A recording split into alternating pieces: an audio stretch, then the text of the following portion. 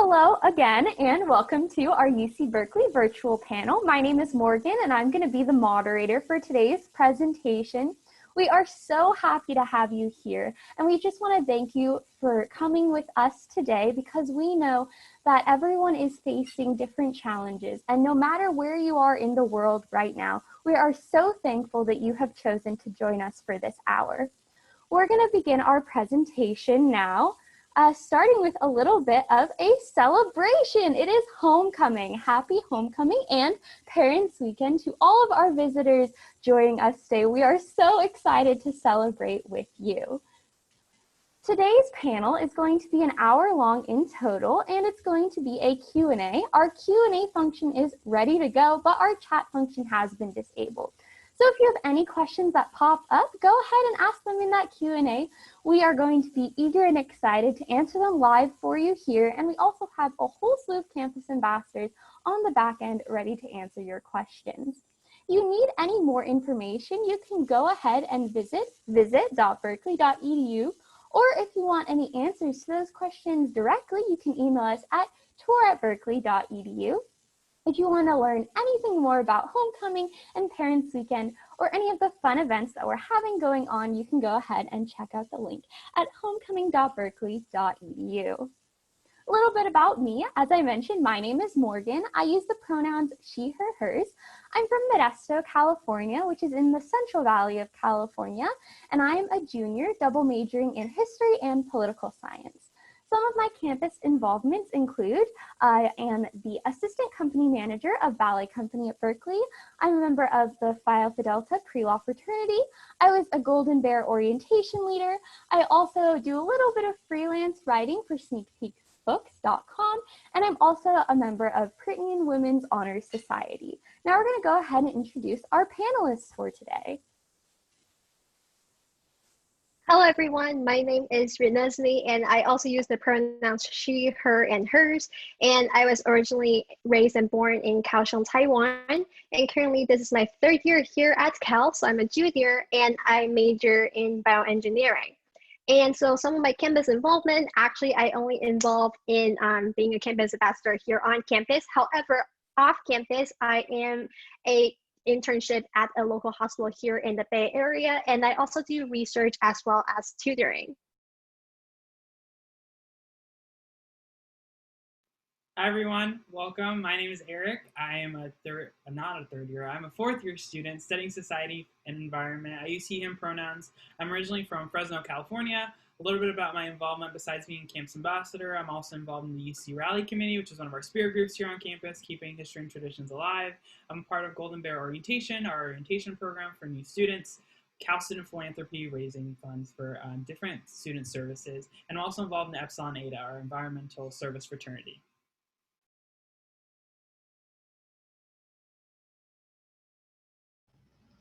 Hi everyone, my name is Christy. I use the pronouns she, her, and hers, and I'm originally from Seattle, Washington. This year I'm a senior, and I'm double majoring actually, in Political Economy and Linguistics. Other than that, on campus, I play for the Women's Ultimate Frisbee team. I'm involved in a couple different areas of research, and I also sit on the boards for two academic organizations, one for political economy and then the other one for linguistics. And I've had a couple different internships that have been helpful for discovering what I love and what I want to do here at Cal.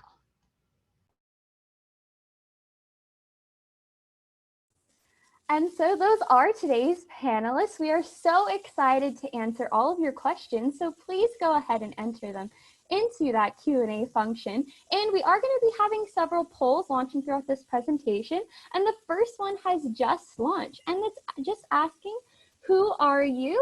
Because it's homecoming and Parents Weekend, we are super excited to get to know all of you.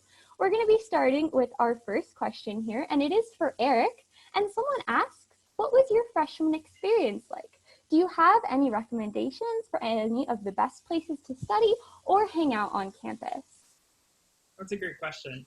So I came in as a freshman. I had honestly such a great time, but not always. I mean, at first, it's like you're dropped in this like huge university with like 30,000 undergrads. It does get a little bit overwhelming, but part of the fact that makes it easier is when you get involved. So anytime I talk to new students, I say get involved as fast as you can, because that's the only way you're going to create that like little community for yourself here at Berkeley. And I did that, and for me that was a rally committee. So I got super involved with that. Got going to different football games, going to different events on campus. That really got me connected to the campus and made me like enjoy my entire first year here at Berkeley. Different places to hang out. I mean, I guess it's different right now. We probably shouldn't be hanging out with large groups of people outside, but really nice area to walk around is like right behind me, the Campanile Esplanade. That's a great place to study. It's just calm. People are often slacklining there, just chilling by themselves reading a book. So I like the calm there. But yeah, that's mostly where I hang out. And the Glade. Everyone loves hanging out on the Glade, the Memorial Glade that's right in front of Doe Library. It's a big open area of grass where people can safely be away from other people, just sticking to themselves, doing whatever gets them going for that day. Thanks, Eric. I definitely agree that clubs and student organizations are a great way to make friends, and they definitely enrich your college experience. And I am currently located in Berkeley, so I often go to the Glade or other kind of park-like spots on our campus to do some homework and to read safely socially distancing from others. Also, thank you for everyone for answering our poll. Looks like we have a lot of Cal parents out there, so welcome. We hope that you enjoy our panel today. Our next question is for Christy, and someone asks, what's there to do off campus, like in the city of Berkeley? So much. This is a great question to answer because I take it in a different direction every time. Berkeley is a vibrant area, and it is one of the reasons I chose to come here. You have the option of going to college in a lot of different areas, and I think going to college in a place like Berkeley, which is a very vibrant, smaller city, but so close to a huge cultural center, really gives you so many opportunities as, you know, an undergraduate student. So around the city of Berkeley, we have a lot of funky little independently owned shops. There's a lot of bookstores, record stores, thrift shops. It's really cool. We don't have a lot of like big chain store malls, which you kind of see all over. So it really has a very unique feel. Berkeley is a huge foodie town too. We have so many amazing restaurants. A couple of them are Michelin star restaurants, especially on the north side of campus. And then to go along with that, we have a lot of organic grocery stores, which I absolutely love. If I believe, I believe I'm correct in this, but I think Berkeley was home to the nation's first farmers market in kind of the 80s or the 90s. So we have a huge farmers market scene. So I love cooking, and I love kind of like engaging in all of that food culture. So you have that, and then you also have access to the most amazing city of San Francisco. In normal times, you can go, you know, and watch concerts and go to movies and go to plays and all this, you know, huge cultural center. Nowadays, I really like going to the beach or going to Muir Woods or, you know, hiking around the areas around campus. You know, you can go hang out in the Berkeley Marina or drive to San Francisco and see the beach there. It's really great on a hot day like today because the beach is really, you know, cools you off. It's a lot colder down by the ocean. So that's been something I've really been enjoying around campus lately. I completely agree, Christy. There's just so many things to do.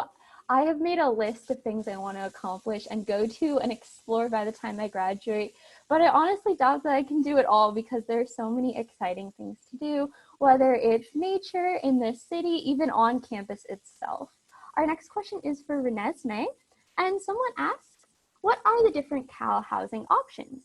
Can you choose your roommate?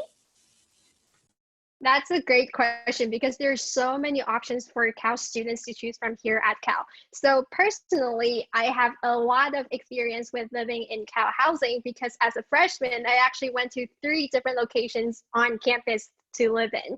So my first option was Unit 1, and I actually chose my roommate, or actually my roommate chose me. We found each other online via a really weird presentation that we also attend to.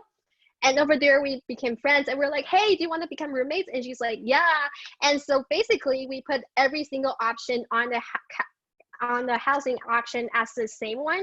And so we were roommates for the first year when I was in Unit 1. So at that time, I was actually in a double suite. And that was also one of my personal favorite rooms to be in. However, because of some other reasons, I then moved from Unit 1 to Stern, so I also have some experience with Stern housing as well. So Stern at Cal is actually an all-female identifying person who would live in Stern. And so over there, I was really lucky because I got a single room, which a lot of people, I know they asked for it, and me as a freshman, I got a single room. And so after Stern, during my second semester, I actually then moved to Unit 3, also in a single room. So that's my third housing option that I have lived in here at Cal. And so in regards to how many options there are, there's so many. I heard a lot of good stories about people living in Blackwell, for example. That is also one of the newest housing options that we offer to students. And a lot of my friends, they really like to live in Clocker. They said that has the biggest room ever and also the best food here on campus. However, I've never been to Clocker to eat there because that for me was sort of too far to walk, which I have no idea why I thought that. But I've never been there, but other housing options, I think they're also really, really great. I've been to Foothill before as well, and most students who live in Foothill are engineering students just because that was so close to all the engineering classes that Cal offers. But besides that, I believe that I have been in 3 different housing options and all of them have been great so far. So you would not regret whichever you choose. I couldn't agree more. I actually lived in Blackwell my freshman year, which was a really exciting experience because I was one of the first students to ever live there. So it was really thrilling. I made a lot of really good friends, and I was actually also able to choose my roommate. I had a friend who we've known each other since middle school, and we were able to come to Cal together, and we were roommates our freshman year and actually lived together our second year, but we lived in an off-campus housing situation in an apartment. Speaking of the dorms, someone has a question for Eric, and they're asking, did you have any memorable experiences in the dorms, and how would you describe the dorms at Berkeley? Yeah, so y'all talked a little bit about this already, but living in the dorms, like most of our students during their first year do decide to live in the dorms, like 96% or something like that. And they do so because it just really integrates you into the Cal community and forms that little bubble that you're going to have for your first year and even more right from the beginning. So I know like the people that I was paired with, in a regular year, you would be paired in your orientation group would be people that also live within your housing unit. So that way you're forming that community through that week long of orientation. And we did that. And there was like 3 rooms that were all in the little corner of our hallway, and we got really, really close. We a lot of fun stuff. One just like specific moment that I remember is we were being dumb, and one of the guys, Chad, he pulled out his desk chair, and we just like raced up and down the hallway. Probably wasn't the safest thing to do, but sometimes I still get that like Snapchat memory every year, and it's something that we would do. And just like hanging out in each other's rooms, studying, that was like just like obviously something that we had to do, but it was fun because we were all there together and getting through it together, forming that like I said, little family there. And you'll find that throughout. So whether you're living in the suites, whether you're living in Stern, every single dorm has their own like personality, and it like forms how you're hanging out. Because like Unit 1 and 2 have like a little courtyard, a grassy courtyard, more people are hanging out there. Unit 3 didn't really have that, so lounges are like a really popular hotspot for students. And you'll find that throughout the different housing units, and it forms their own community, which is really nice. The community aspect of the dorms is a really great asset to them, and it's very helpful for freshman students as well to make friends. Also, often your Golden Bear orientation group is from the same group of people, and I also have a lot of fun memories of just movie nights with my friends or going to visit my friends across the street in Unit 3, ordering some takeout food and having a great time. But now during this semester, it's a little bit different. Students have little cohorts of people centered around the same bathroom that they are using, and that's also a great opportunity for freshmen who are living on campus this semester to make friends while also being safe. Speaking of this semester and virtual learning, we have a question for Christy from Gloria, who asks, how have you guys been doing with distance learning? Are you on campus, and how is that for you? Sure. I live in an off-campus apartment currently, but that's about 2 blocks away from campus. So I would say I'm kind of like on the campus of Berkeley. I find a lot of students ended up staying around the area if they signed leases in either February or March, which is a pretty common practice for students living off campus to renew their leases. So that was before we had any idea of what the next semester would look like. So I find a lot of my friends are in the same situation, especially if they're upper division students like I am. Students who are younger, who live in on-campus housing, had more of a choice, I would say, whether they would continue to pay for housing or they would continue to kind of live at home with their families, because they will apply for housing a little bit later. So I know a lot of freshmen and students are living in on-campus housing. All of our rooms are singles this year, so you don't have a roommate, which is very helpful when you're doing Zoom classes, because it would be hard to both be talking at the same time if you're both have a class at the same time. And other students are choosing to live at home for other, reasons. But there is the option to live on campus, especially if you have an unstable housing situation or if you need help with the technology and internet support that we provide to our students. So we do have a great program that will also send students home with technology, but it is helpful to be near the campus and be near all the technical support the campus provides. So as for online classes, currently all of our classes are online. There are a few labs open. A couple of my friends are working in labs on campus, but that isn't for classes. That is specifically for research needs. That means they're getting units for research or they're getting paid for research currently. So that's the only on-campus thing right now I know that is open for undergraduate students. The rest of us are doing things virtually. I feel pretty lucky to go to Berkeley because honestly, we had a really great infrastructure already set up for sort of like virtual accompaniments to learning. So some other schools that do things a little bit more old-fashioned, that are really kind of rooted in that, 20th century liberal arts education and, the big room with the fireplace and the professor with the chalkboard. Berkeley has tended to be a little bit ahead of that for many, many years now. So we already had virtual kind of systems for our class. We use Canvas, or V courses as it's called at Berkeley, is sort of like an online system for our classes. That works really well. We've been using a screen recording, course capturing, essentially videotaping the classes. We've been doing that for a while now in a lot of our larger lecture classes.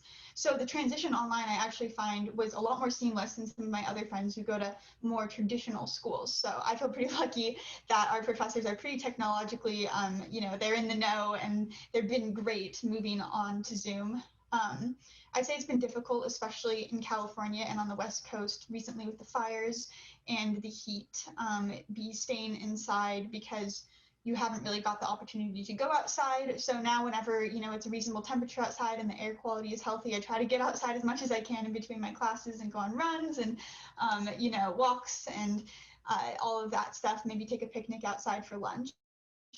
But hopefully going forward, we will have less of an air quality issue. And then I think online learning will be a lot easier to balance and, stay a little bit more mentally sane while continuing to do my best in all of our classes. Yeah, I can add to that. For me, it was a pretty seamless transition to virtual. All of my professors that I had, when we first went virtual in the spring, were able to pick up the slack, and their GSI, the graduate students at assist them were able to help them be able to switch over to using Zoom. And some of them even were better through Zoom. So right now, like we have the Q&A function, we have like a chat function, we have polls. We were able to bring that into different classrooms. I had a class with Robert Reich. It had like 700 or plus students. We were able to use that Q&A function to still stay interactive with something that he loved, even though we are no longer in person seeing him face to face, which he like literally every morning, every day we would meet, he'd be like, I miss you guys, and like talk to us directly, which is really nice. But that was one benefit that I've seen throughout them. And also like we're still professors are still making it so that there's as much interaction as possible, at least in my experience. Some my classes that normally wouldn't have group projects or including group projects with ample time to meet with your group, just so you have time to connect with other Berkeley students within that material that you're learning. Discussions that normally would have happened in like class, like, hey, look to your partner and do that, they can happen through breakout rooms. So I've still been able to do all that. I've made a couple friends still virtually. It was like the first like friend that I made virtually. I was like, whoa, we can still do this. This is still happening. So it's not a completely like sad thing to have to be virtual. We've just had to all learn to adapt and change with it. One other thing, I find office hours are a lot easier to attend virtual. Professors' offices sometimes are in like obscure floors of buildings that you've never been to, and running between class and office hours, and if you want to go to multiple, is sometimes pretty difficult. But with Zoom links, you can just kind of hop in and hop out instantaneously. So I've actually been able to attend a lot more office hours, which has been fantastic. Yes, just to add on to that, I totally agree with Christy and Eric, because I also love office hours when they're online, because they're so easy. I don't have to bring my backpack. I don't have to look for the floors because they were so difficult to look for. I often need to ask people on campus, if I'm on campus, ask about which room, where is that, where is this, and I'm always really confused. And one thing to add is that I don't know if this is some of my personal bias, because I did actually attend an online school when I was in high school. So this is totally not new to me at all. Like, I love online learning. That's why I chose online school in high school. And so right now, Berkeley just once again exemplified to me that it can be both virtual, do it really well, but it can also, like before, do in person really well as well. So like Christy and Eric, I also made a lot of friends online. Like, for some magical reasons, we can make friends online. That's shocking. And also the projects that we have in classes or in discussions, those people really keep me moving in terms of staying on pace with the class materials, but also like, besides class times, we always meet because we have to discuss about projects, or we just want to talk about life in general. And last time, actually, one of my friends chatted me and they're saying, hey, how are you doing? Like, this is so busy. Like, I never imagined that online learning can be this busy. Like, I'm not even leaving my house, but I have so many things to do. So I think this is one of the very, very interesting things, but also one of the very great things that Berkeley is doing and helping its students. Thank you to all of you. That was some absolutely wonderful virtual learning advice, and I completely agree. Making friends, I was a little bit daunted about that in this new semester, but it's also good to note that all of our clubs and student organizations, no matter what they are, have also transferred online. So I've been having ballet classes in my living room and going to club meetings on Zoom, and it's a lot of fun and a great way to meet people as well. All right, we're gonna hop into our next question, but before we do, we have a poll popping up on your screen. And this one is asking about what you or your student studied while you were at Cal. We would love to hear your response to that. We have our next question for Renesmee, and someone asks, what's the professor-student relationship like, and how open are they to helping you? And I know we've dived into this a little bit already in our virtual learning sphere, but we'd love to hear some of your personal experiences about it as well.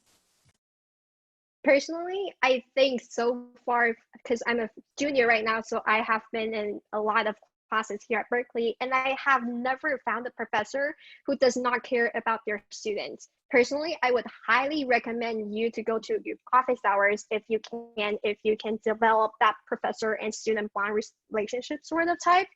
And especially with online learning, I think it's a lot easier to kind of connect with your professor because it's so easy. It's just one click away from that bond.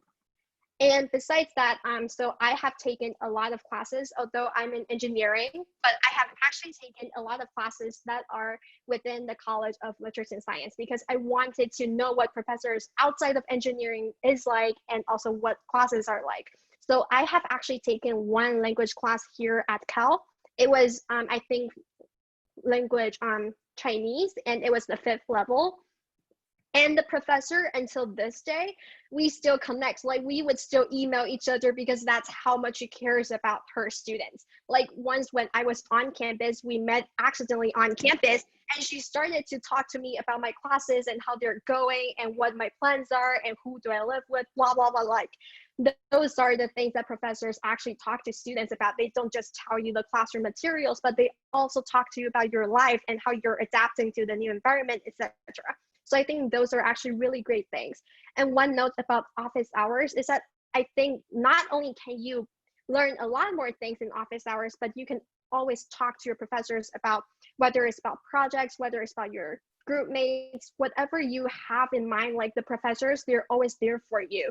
And if you don't have the time to go to their usual office hours, you can basically just email your professors. I have emailed most of my professors, and I think none of them never replied to me. Like, sometimes I even received a reply within like 10 seconds. I'm like, how is that possible? Like, are you on your phone all the time or something? Like, I just emailed the professor about an extension, and the professor's like really chill, and he's like, yeah, sounds good. Like, take your time, don't worry. And there's another instance when actually one of my family members is in the hospital and I couldn't go to school, and I talked to my professor, and she's like, yeah, totally fine. Like, just take care of your family and you can turn in your essay like a week later. Like, I'm not going to push you because your family is so much important than your academics here at Berkeley. So with those instances, I definitely feel like the professors, they really care about their students here. Yes, I love hearing about these great professor-student relationships, but it's also really great to mention that GSIs, graduate student instructors, are also really great resources for students to hop in for office hours, to email questions. So if maybe you can't make it to your professor's office hours, or maybe you're a little bit intimidated by your professor, because that always happens sometime as well, GSIs are really helpful. But also, there's no reason to fear those professors. They're people just like you and me, and they always want to share their wisdom with the next generation of scholars, so with us. Thank you so much for responding to our poll. It looks like we have a wide variety of people who have studied different things, from environmental science, arts and humanities, physical science, business, all over the place. So thank you so much for responding. Our next question is for Eric, and someone asks, what are some popular extracurriculars, and how can I get a good balance of academic and social life at Berkeley? Yeah, it's hard to pinpoint like what like specific popular extracurriculars are, but different like communities that you'll find here on campuses, there's a lot of clubs if you're interested in like professional development. So there's a lot of like consulting clubs, pre-med, pre-law clubs. Those are all available to you if that's what you want to focus your extracurricular time to, your advancement for the future. That's like one part of what you can do. There's a lot of like dance groups. So that's like one thing that's really common here at Berkeley. There's a lot of dance organizations. So AFX is one of them. But like Morgan said, there's like ballet. There's a bunch of different types of dance that you can do here at Berkeley. And you'll see that when you're in person, you would see them take over like different sections of campus as they do their like nightly practices, nightly routine practices before they have their like different showcases, which is really cool. And then basically anything else that you can think of, you'll find a club for it. And if there's not one, you can like establish it yourself. You can find like all these different clubs. It's like callink.berkeley.edu.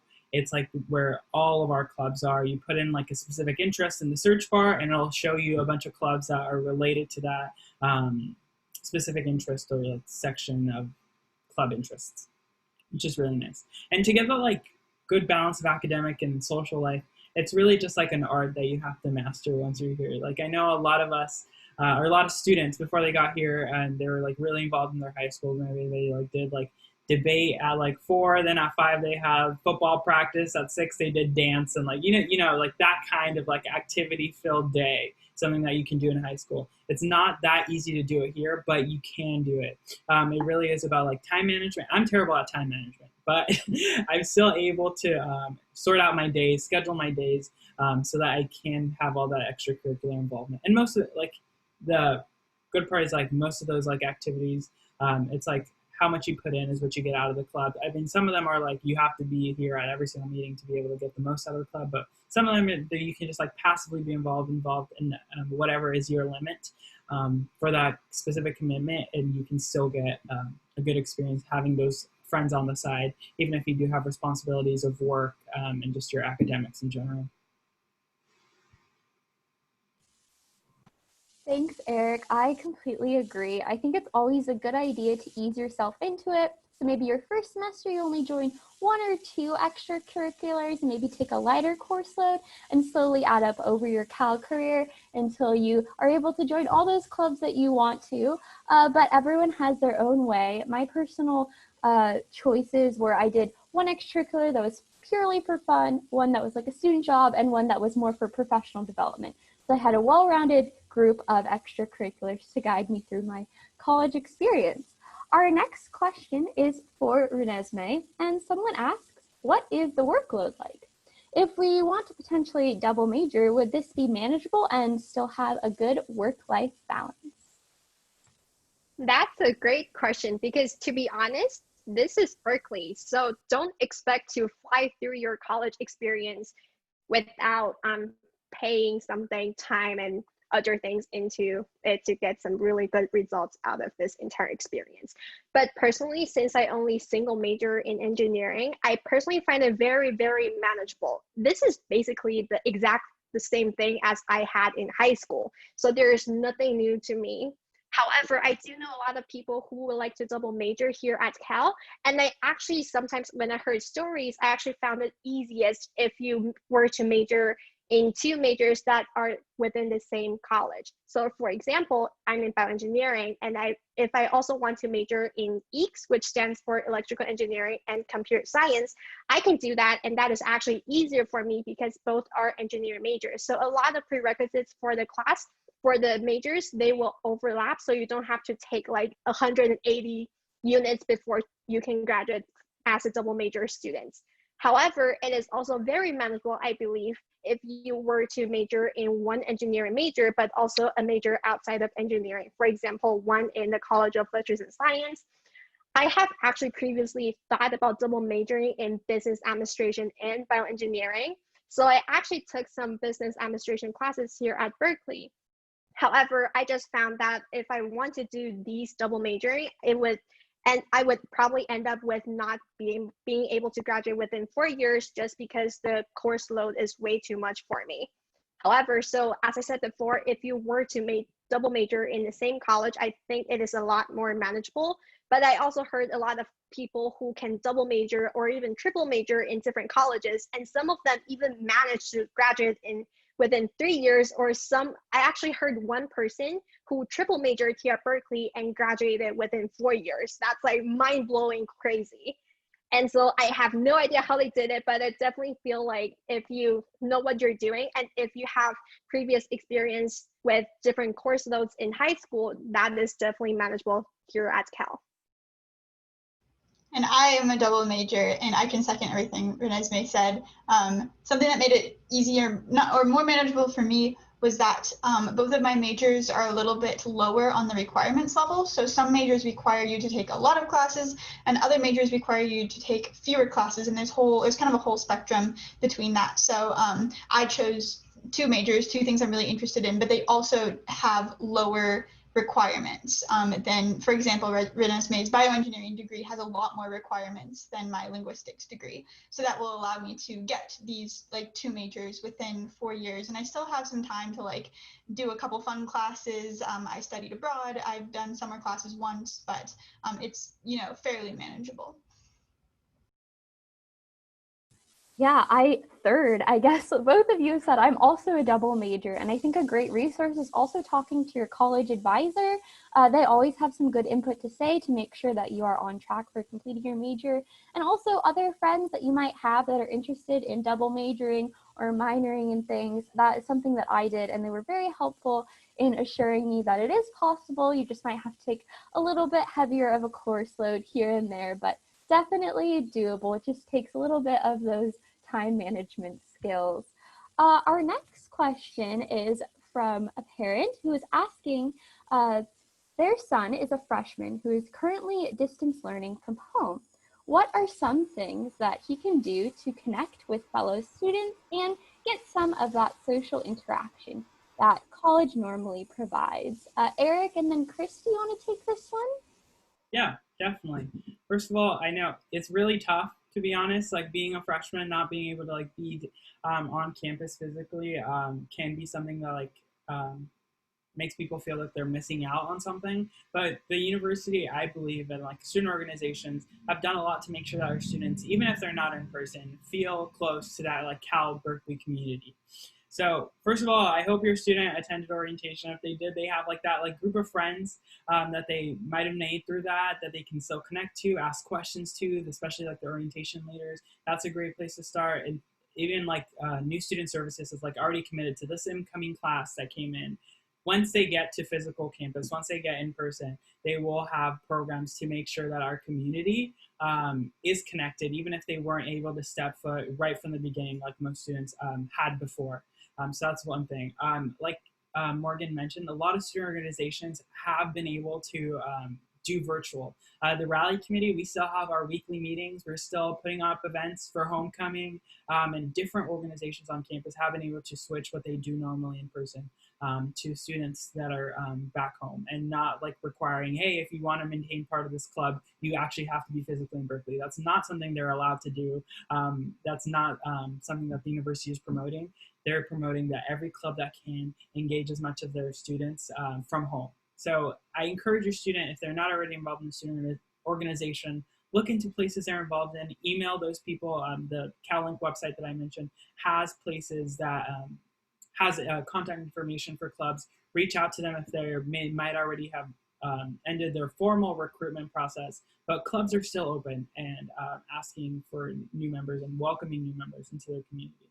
So those are two main ways, and stay connected on like the Facebook groups and things like that. There's a lot of events that campus organizations are putting on, like Superb, which is our ACC, our student government associated events like organization. They're putting on a lot of events with students, trivia nights, movie nights. They're inviting a couple artists, and they can attend those and connect with as many students as they want. And then to add on, I have two pieces of advice. So the first one is on campus. I think as a first-year student, it's helpful to meet students who are older than you, especially who are in your same major or who are doing things that you want to do someday. So you can kind of develop a mentor relationship. That was really helpful to me when I was a younger student, and now I kind of serve that role for younger students. That can be a bit tough in this time because there's not a very organic way to meet people, or as much of an organic way as there used to be. So I would recommend looking out to different peer advising programs. Most majors have them in some form. So I currently actually work as a peer advisor for the Political Economy department, and students can schedule meetings with me, and I can talk to them about like advice and look at their schedules and say like, oh, have you heard of this class? Like, it's really awesome. Or, oh, this is the internship I did when I was a sophomore. So I'd really recommend looking and seeing if your son could access any peer advising. I think like it's really helpful. I've talked to quite a few first-year students who said like that advice was really helpful. And then the second thing is I had a really great experience with our freshman seminars program. Freshman seminars will pair, I think it's like 10 to 12 first-year students with a professor in a subject of interest. And you will meet once a week, and it's super low-key. I think you don't get a grade. It's pass, no pass. Usually they don't assign any homework. So it's a really great way to kind of meet with a small, consistent group every week, and then have like a Cal professor lead that group, you know, a really distinguished guy or gal lead the group. And I had a fantastic experience, and I've heard that they're running really well online too. And it's kind of nice to see those consistent like 10 faces again, and nobody is kind of, you know, trying to learn information for a midterm. You're really just more talking about an area of interest in kind of a casual way. So I think that could be a really fun thing to do in this environment. Yeah, I completely forgot about those Freshman Connect courses, but I also took one, and it was like with the CFO of the UC system. He just lives in Berkeley and was teaching that for 12 of us. And our very own chancellor this semester is actually leading one of those Freshman Connect or freshman seminars. So they still happen in the spring. They still have opportunities to do that. They also still happen for sophomores. So looking into those, especially now that like the enrollment phases are coming up, that would be something to recommend to your student. I cannot agree more with those seminar courses. I also took one freshman year, and I was just in awe of my professor. It was very Socratic seminar style. He had us call him by his first name, which I had never called a teacher figure by their first name, and I was in awe, and it was just so much fun. Another great way to continue those small group activities that are fun within an academic setting are also decals, which is decal stands for Democratic Education at Cal, and those are just fun pass no pass classes, kind of like seminars, but they're on just whatever topic students want. So I took a Harry Potter one, I took a Pixar one, I took a Marvel one, there's a Cal Spirit and Traditions one, there is swing dancing, there's all sorts of fun things. And I made a lot of friends in there because I took a couple decals my freshman year, and they're generally a lot smaller, and it's around outside of academics, but also very structured. So it looks like we're going to be launching another poll right now, and we're just asking, where did you, or if you are a parent, where is your student living while at Cal or at home, wherever it might be? And Renesmee, I know you've already kind of answered this question, so I'll bounce this over to Christy and Eric, but where did you live your freshman year? What was that experience like? Eric, I know you talked about the dorms a little bit as well. Yeah, I lived in Unit 3. I had a Sproul Unit 3. That was my home, and it was great because it was at that time, it was the closest dorm to campus. Now it's to Central Campus. Now it's Blackwell for like a block. But I really liked that, and like I said, I formed like such close knit community there. I still talk to those people that were like in my little pod in that corner room. So highly recommend. And I had a more different experience. I lived in Clark Kerr my freshman year, which is our farthest dorm away from campus. I chose to live there because it is very spread out and kind of a lot more quiet and very serene. There's a lot of nature around there. I grew up, in a more rural area with a lot of trees and kind of nature, and that really drew me to this campus. Like, there is just like palm trees right outside your dorm where you can put your hammock up in. You can go hiking right out the back. There's hiking trails right at the back of the dorm. So that was a really great decision for me. I'd say that like we have so many different options for places to live. You can just look for somewhere that kind of fits your personality and what you would like. Similarly, now that I'm moving off campus, I live on the north side of campus, which also is more quiet and more kind of nature focused. So Unit 3, the units Blackwell, are on the south side of campus, which is, very urban, very kind of exciting, a little bit more noisy. You can go and get, fast food at 2 a.m. after a study session with your friend if you want, or like go pick up pizza. North side and the areas around Clark Kerr tend to be more quiet, more residential, but I also have like deers outside my window and like little like pods of turkeys who kind of roam into my yard. So I really love that aspect. You can kind of pick whether you like that urban living a little bit more or you would rather live in a more suburban nature area. And honestly, all of it is around Cal. So it's pretty incredible that we have that diverse of the living options.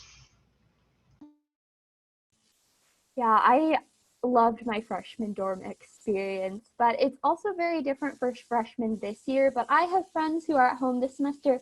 I also know quite a few freshmen who are at home this semester, and they're also having a blast getting to utilize those virtual resources and feel that community while at home.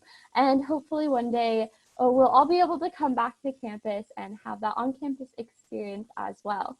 Our next question is for Renesmee, and someone asked, are any of you considering a gap semester or a gap year because of the distance learning or otherwise, and why or why not?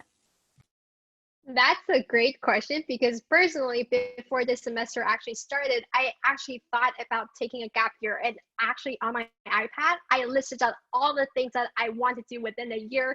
I even reached out to different companies asking if I can have internships there. And since I love to bake, I also thought about starting my own business in the gap year. So I have everything planned out. And I took this plan to my parents. I'm like, this is my plan. I'm taking a gap year. Like, let's do it. So I'll be the first person in my family to ever take a gap year. And at first, my parents was like, yeah, we're going to support you. Like, we love your idea. This is very detailed. And it seems like you are planning a good year ahead. But then the next day, they came back to me and said, no, like, don't take a gap year. Just finish your school. Because school is a lot more important than all your ideals in life. That's what they told me. And so I was actually really sad for a couple of days because I had everything planned out. Like, they're still on my iPad. Like, I did not erase my plans. Like, I will still do them, but just not in this year. But because I thought that distant learning, I thought I wanted to have the entire college experience. I just don't want to stay home and just do all the learnings at home. But it actually turned out that I was wrong, because distance learning here at Berkeley is so much fun. Like, I am still having that college experience. It's just a very different experience that I had when I was a freshman or a sophomore. But so to answer your question about if I didn't ask my parents, would I take a gap year? I would probably say yes, because I thought this was such a good opportunity and such a unique experience to just take a gap year and to just develop my skills professionally, because honestly, I'm a junior and have no idea what I would do after graduating from Berkeley. So I thought that this year would actually be a great year to just thought around, look at what people are doing during a pandemic. Maybe I can have a really good business starting during a pandemic, like who knows? But that just didn't work out. So in the future, if I were to go to grad school, if I were given an opportunity to take a gap year and do something that I actually love to do, I would totally take that. Thanks, Renesmee. I know so many people who have taken gap years, whether it was in the middle of college or before college. I myself and several of my friends are planning to take gap years before we go off to, in my case, law school, but grad school or veterinary school, etc. And I think it's always a good idea to have that opportunity to really explore what you really want to do and know what you're getting yourself into before you dive headfirst. Our next question is about traditions, and we're going to have everyone go ahead and answer this one. And it's, what is your favorite campus tradition? I can start this off. Like I said, I'm part of the UC Rally Committee, so I live, breathe traditions. That's my job. But one of my favorite traditions that we have is just like the entirety of Big Game Week and like what that entails. So every year we play Stanford, some school down and also in the Bay. We play them for the big game. That's like our biggest rivalry game. And the winner of that game gets to take the axe, a trophy that is switched back between schools. This past year, we actually took that trophy back. So that was really awesome. We got the axe. The axe is something that the Rally Committee protects. We showcase it for the campus. It's a really awesome thing that we do. But during that whole week, we have a bunch of events, one of them being our big game rally or bonfire rally, where we just bring the whole campus community together. Alumni, just members of the Berkeley, like surrounding city community, they come hype up our football team before we play Stanford the next day, which is really cool. And then there's also like a tree chopping rally during that week. There's little night rallies where we take band and dance and cheer Oski, our mascot, around to the different dorms and play music. So that's like my favorite week. It's like Cal spirit at its most, because they're trying to beat Stanford because we're trying to beat Stanford that week. So that's we're adapting it this year because we're going virtual. We'll see what that looks like. But once we get back to campus, it's like one of the most spirited weeks ever. Yes, I totally second with Eric. Last year, I actually also went to the big game that was hosted by Stanford, and I actually cheered with some strangers next to me because we won. Like, that was so amazing. I even took my mom there, and that was actually her first experience watching a football game. So she had no idea what was going on, but she just cheered with Cal people because she loved the Bears. And that day, she actually said more Go Bears than I did. That was shocking to me. But another tradition that I really loved about Berkeley is our superstitions here. So we had so many superstitions. One of them being we cannot step on a seal that is located around the memorial plate. And the reason is because Berkeley students, we believe that if we step on a seal, then we won't fail our classes, but we will not ace our GPAs. And GPAs are a really important thing, not only for Berkeley students, but for most college students in general, because those are actually really important for your professional life and after college. But so when I'm on campus, I never walk over the seal. I always walk around them. And a lot of students, they also walk around them as well. And so when I told my parents about that superstition, they actually believed what I said, and they always walk around instead of right across. And another really fun superstition that we had was we have a really large library. Its name is called Dole Library. And that for me is my personal favorite library here on campus. And there is a Athena bus on the front entrance of the front door. So every time I would meet my friend in Dole Library, And I never remember to not walk out from the front entrance, because there's another superstition saying that if you leave the library from that entrance, then you are going to lose all the knowledge that Athena just bestows you with.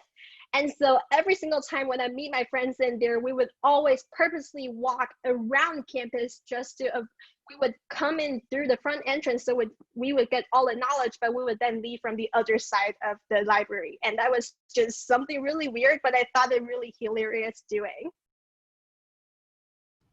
And mine is sort of a tradition, but Berkeley time is the idea that all classes actually start 10 minutes after the hour instead of on the hour. So when we are in class or on campus, it gives us a time to like walk between classes if we have back-to-back classes, like a passing period. On Zoom, it means snack time. Or just a time to break. I get up and walk around and I talk to my housemates and kind of like get my blood flowing a little bit.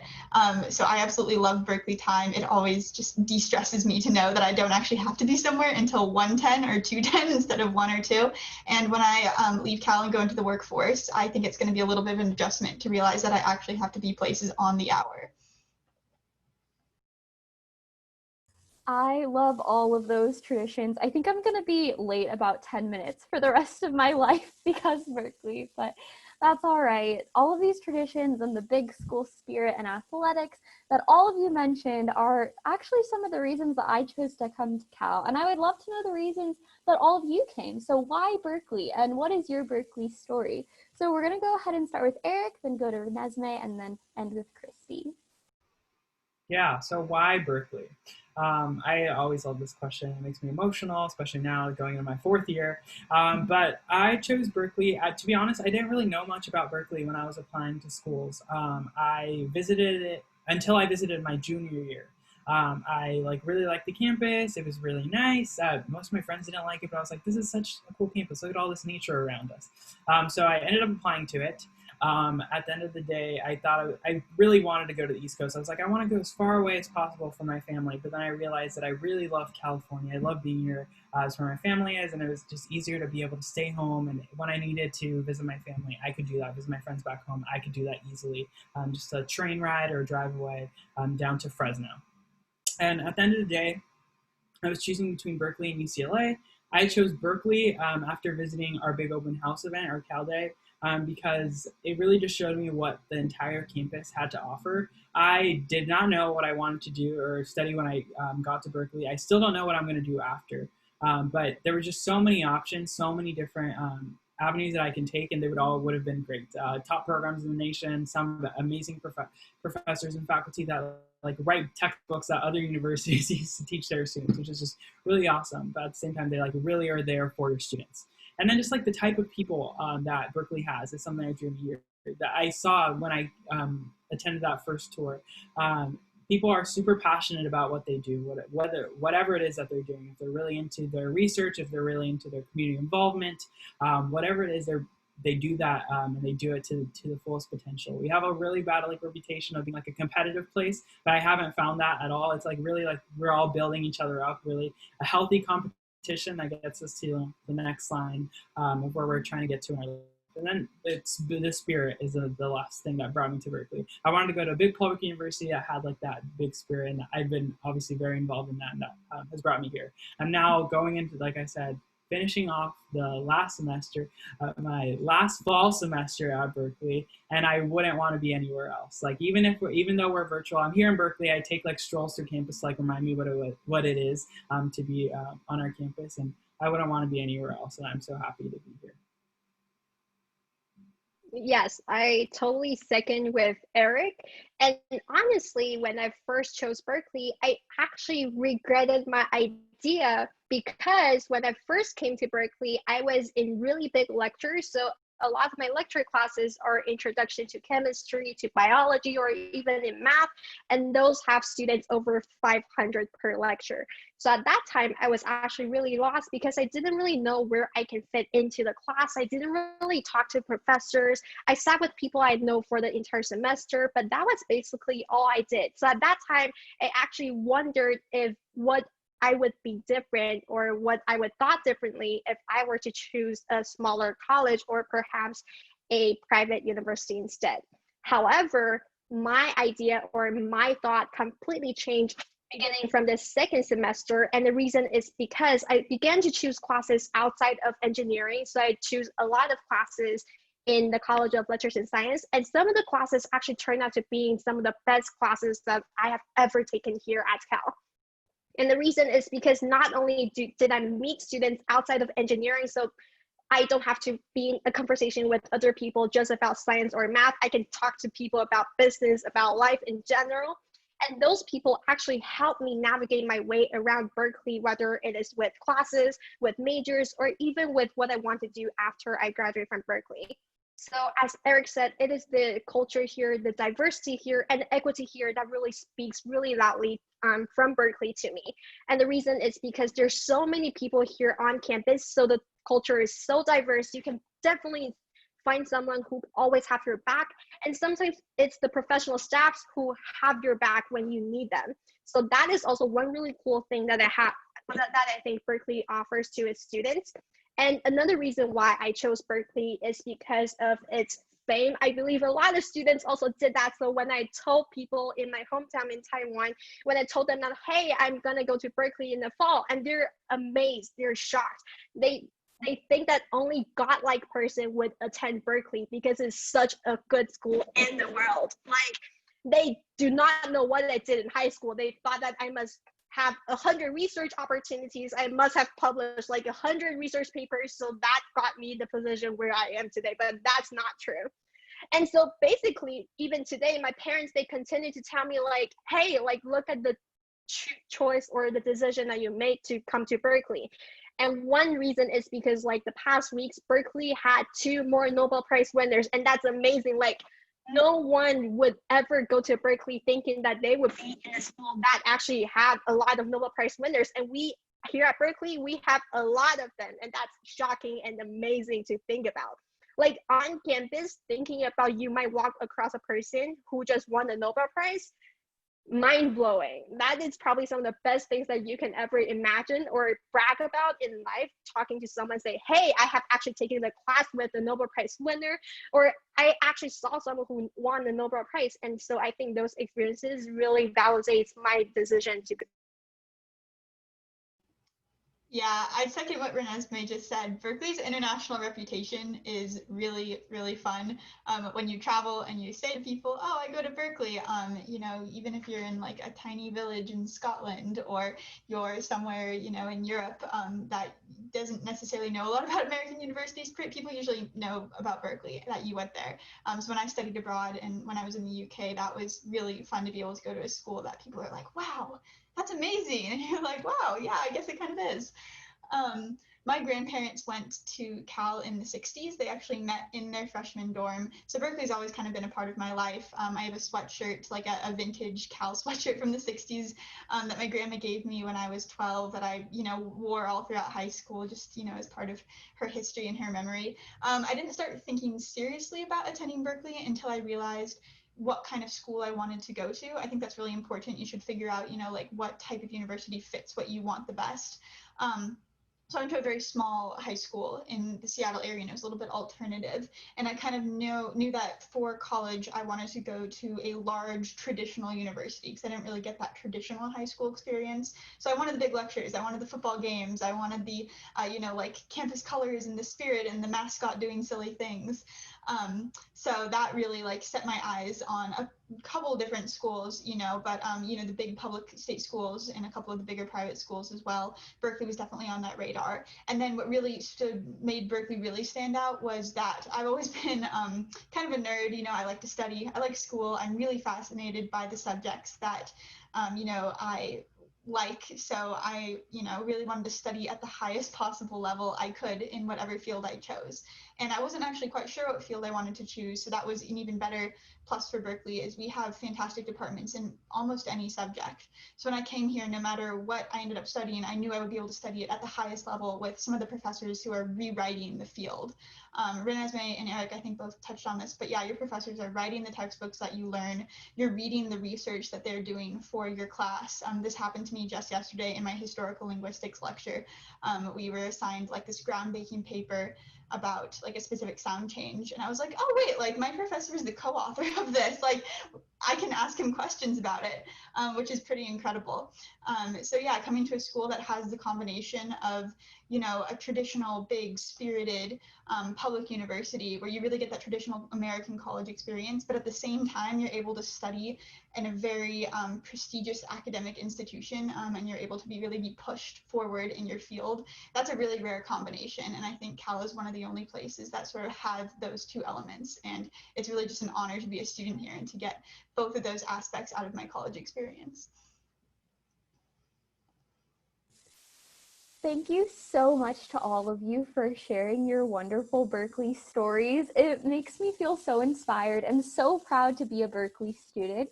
I hope you all enjoyed this virtual panel today. You can go ahead and contact us by following us on social media at Visit UC Berkeley. If you want to check out one of our virtual campus tours, you can check out the link right there. And this has been recorded, and different panels are available on our website as well as our YouTube channel if you'd like to check them out.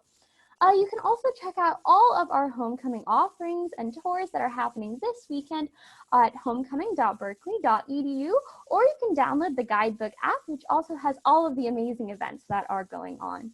This year is the 150-year celebration of women being admitted to Berkeley, and we've been celebrating all year long. If you'd like to learn a little bit more about that, go ahead and check out 150w.berkeley.edu.